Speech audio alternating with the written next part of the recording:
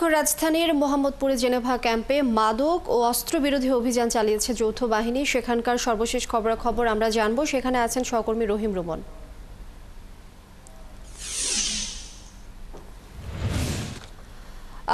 রুমন, একটু জানতে চাই অভিযানে কি পরিমাণ মাদক ও অস্ত্র উদ্ধার হয়েছে এবং কতজনকে আসলে গ্রেপ্তার করা হয়েছে, সর্বশেষ আপডেট একটু জানিয়ে দেবেন আমাদের।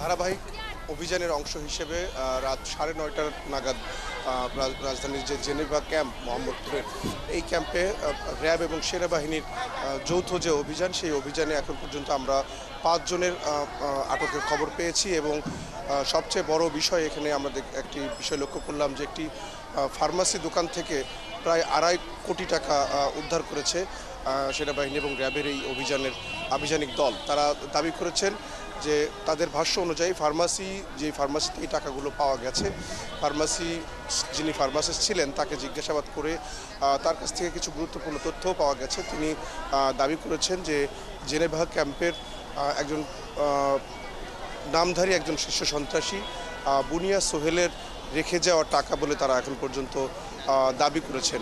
এর বাইরে আমরা এখন পর্যন্ত 5 জনের আটক হওয়ার ঘটনা আমরা নিশ্চিত হতে পেরেছি।